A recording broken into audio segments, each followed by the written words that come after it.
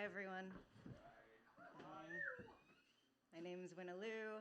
I am a puzzle editor at the New York Times, and I write the daily word game Connections.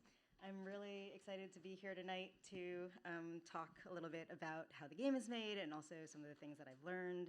Yeah. So Connections is a category matching game where you start with 16 words. Sometimes there's more than one word, but usually it's a word. And you have to sort them into four groups of four members by figuring out what those categories are. And so my job is to try to make that hard, and in a few different ways that we'll talk about in a few minutes. But the common thread is that the game invites you to really try to consider all the different things that a word can mean. So, yeah, oh, okay. I forgot to push play on the animation, there we go. All right, so a little bit of background. I joined the Times in 2020 as a crossword editor, which is something that I still do there. And in 2022, Josh Wardle sold his game Wordle to the Times, and that sort of marked a new chapter for the games team with a focus on producing new games. And that included building out a new game squad and also like a green light process for handling internal pitches. So Connections was pitched by my colleagues, Katie and Juliet. Shout out to Katie and Juliet. And when during a game jam, which is like annual brainstorming prototyping event. And then when the Greenlight Committee decided that they wanted to try to release it publicly for like a 60-day beta, they assigned me as the editor to make the games for those 60 days. So I got really lucky, as it turns out, that my experience as a crossword editor is extremely relevant for Connections. I don't know if any of you solve crosswords, but you might have noticed that the same words kind of pop up over and over again. It's just sort of the way the grids are designed. So a lot of the job of like making crosswords, editing crosswords is sort of like just writing clues, different clues for the same words over and over again, and trying to trick you into thinking that it's not like Oreo or something, but it usually just is Oreo if you think it is. And so a couple examples here. There's, like Eve could mean all these things. They're just different angles for a word. And then here, area is, I think, the most common four-letter word that's appeared in the New York Times crossword. And here are just some of the 600 times that it's appeared. So yeah, it's kind of like Connections. So when I first started working on this assignment, I had like the same question that I feel like I still hear a lot, which is like, what is up with the sort of four groups of four, 16 cards? Once you solve three of the categories, you get the fourth. It's a gimme, right? So like, why is that? And so that was my question. So I mocked up some different versions that involved different group sizes and had some like fake cards. And I came up with a scoring system. I don't know how to design a game, but like I was like trying to like think of a scoring system where if you like guessed those cards first, you get more points, whatever. And so I tested it. Some of my colleagues play tested it, and they very graciously were like, no, we like the original one. No, thank you. And they were right. And I quickly kind of came around to it and realized that like one of, I think, the really nice things about the format, that currently is that it gives a lot more flexibility with that fourth category, right? So like once you do solve three, the last four are there, and they're sort of like a standalone brain teaser. So you can really kind of take a lot more leeway with that, and that kind of became one of the principles behind the purple category, like the wordplay category. And so some other things from around that time that were interesting was like, what is this game going to be called? It was quite obvious to me that this game should be called Groupthink. That's what I was calling it. But like, I think they thought it was too negative, which maybe. Matchbox was another one that I really liked because like I'm obsessed with merch, and I like love the idea of like little matchboxes with like the little logo on it. It's so cute. But that was also, there's like already an existing game called Letterboxed, so anyway. And then someone threw out Grouper, and my colleague Heidi made these adorable little groupers swimming around with Beatrice, the spelling bee. Shout out to Robert who created Beatrice. Yeah, and so anyway, it was called Connections, obviously, and Connections is a great name. But anyway, these were some of the early thoughts. And another thing that I thought was interesting was like hearing about some of the considerations for how the colors for the categories would be assigned. And like, there was discussion, it was like, should this be like a heat map, like sort of like cold to hot or something? Maybe we can use like traffic color sort of conventions or whatever. But I think that like the colors that the designers ended up selecting, it's really quite beautiful, appear in order of the rainbow, like in Roy G. Biv order. And I just thought that it was such like a nice, elegant way to create these like distinctive categories while still kind of having order, but not like sort of really making you feel like, easy to hard difficulty or anything. Because I find difficulty extremely subjective. So I'm really glad that like, I think that like it worked out really, really nicely. So how are the boards made? The short answer is that they're made in Google Sheets. There's just a lot of like clicking and like moving cards around and like Googling things on a thesaurus. And sometimes I use WordHippo. WordHippo is just like big, like has like lots of different, gives you like lots of possible definitions of the word and stuff, very word cloudy, and just like looking at lists, looking at Wikipedia, things like that.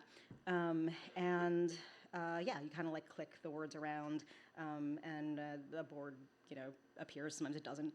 And so when I first started working on this, I immediately started banking as many categories as I can. So there's sort of like a list of, all these things. I was like, okay, I can sort of sort them into the colors. I sort of have an idea of like what this means. And the idea was like, I would take notes, and then like words that belonged in one category that like overlapped with another category, I would find those, and then, I could kind of like assemble the boards that way when it came down to constructing. And like, that just didn't work for me. Like I wasn't really able to make that work. And so what I sort of found was more effective was sort of you kind of like got to go from scratch and just like build a board. The board works best when you can build it out in a way that like maximizes like how the different words might like plausibly interact with one another.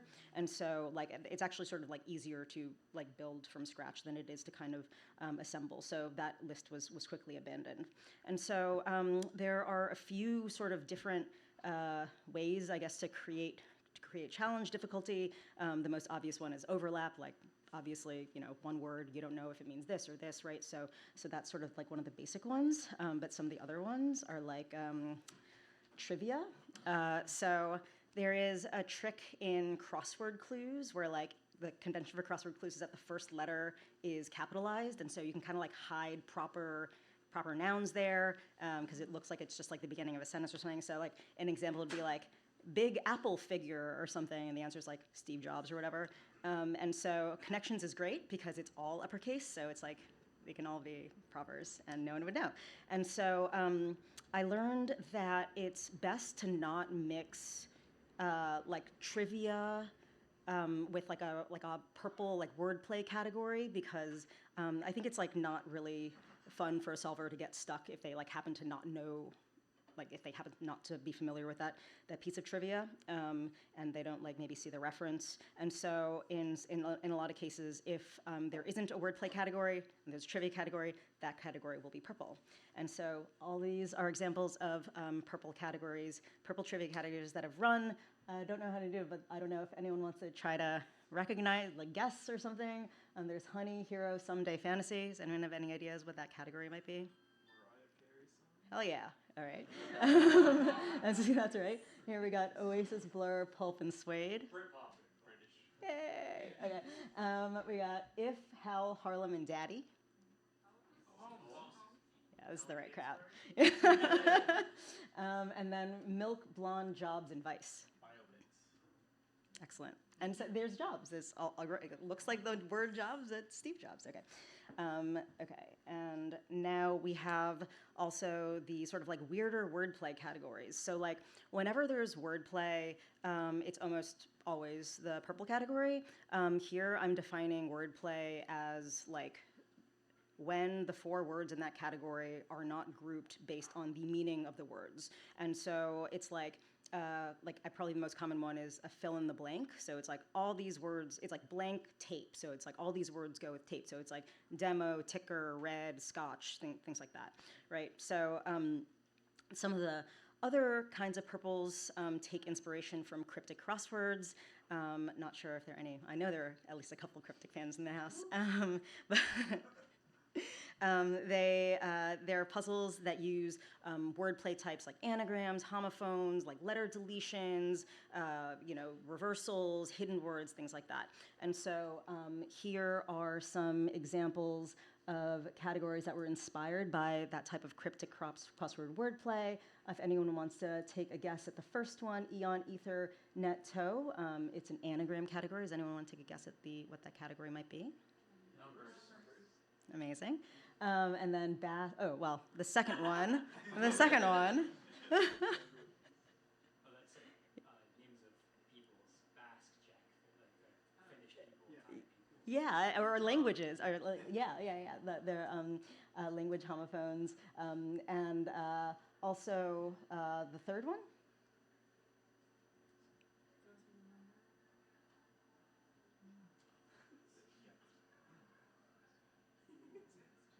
Oh yeah, they're movies. Yeah, they're movies with the numbers. Exactly. Yeah. Yeah. And that's sort of unfair because it also mixes the trivia with the wordplay. But yeah, no, that's exactly right. And then we have, I guess this one, the reversal. Yeah.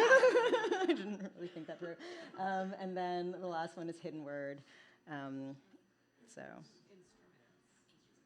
excellent. Then there are also fake categories. So this is when it seems like there's a category, but there isn't. And I think the first time that I did this was with Jordan Peele movies. And so there was like Get Out, Nope, and Us. And like my hope was that like solvers would be like, where's the fourth? Like looking for the fourth. But Jordan Peele has only directed 3 movies. And so the other examples recently, there was one recent one with like Powerpuff Girls characters. There was some like ways to cook a steak. There was some like New York Times games, past and present. There were, and there's also like, it's also fun to sort of combine the wordplay stuff with the fake outs. And so like there's a category that had like cater, carrot, crate, and trace, but it was not an anagram category. But I was hoping that some people thought it might be. And then I think recently there was one, Pennywise, Nickelodeon, Dimension, and Quarterback, hoping that, people would be like, this group is all words that start with US coins. But it wasn't. I think that one was like famous clowns or something. And so I was particularly proud of one that was a little while ago that had Scarlet, Green, White, and Peacock, so all Clue characters, and Peacock, Prime, Paramount streaming services, but neither of those is categories in the word.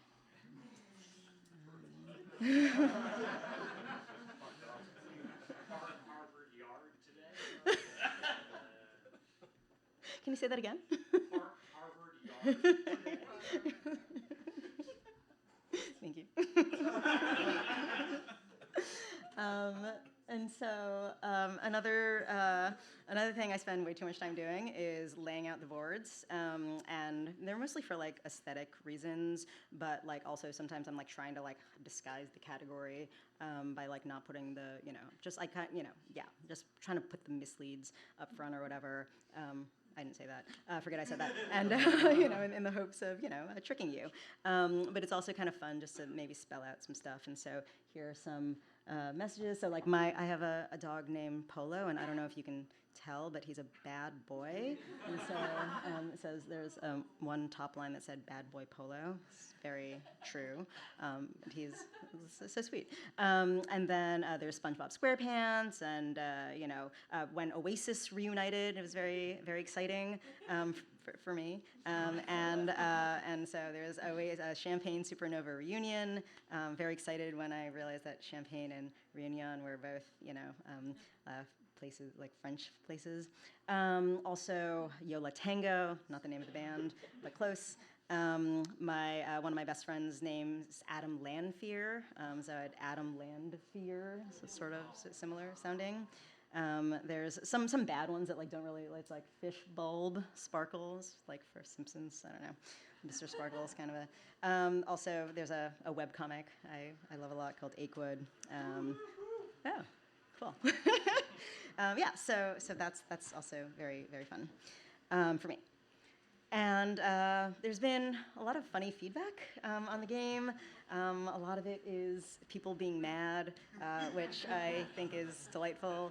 And like one person Venmo'd me, Venmo'd me to complain about a category. That was a first. And they didn't Venmo me. They Venmo requested money from me. So it was. Yeah. And then people have remarked on my obsession with birds. That's a thing that is true. I love birds. They're cool. What can I say? And then also just like sometimes friends will text me to call me out, and I appreciate that. So, this has just been like a really wonderful experience for me. I'm really grateful that a thing that I like love doing is something that people enjoy. I met someone at a party last week who said that the game was something that helped them reconnect with their mother, and like that was like that was really amazing to hear, and like really meant a lot to me. And my parents are proud of me. They don't play. Thank you. They don't play Connections, but they show it in other ways. So my dad is wearing his Connections cap. That was just from a couple days ago when I took him to the eye doctor. And then my parents went to Japan earlier this year and took a mug painting class, like a ceramics painting class. And my mom painted this mug, and the pictures aren't that great, but it says Wyna, and then is Wyna and connection. No S, one connection.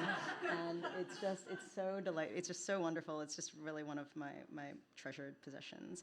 And I think that's all I got, but thank you so much.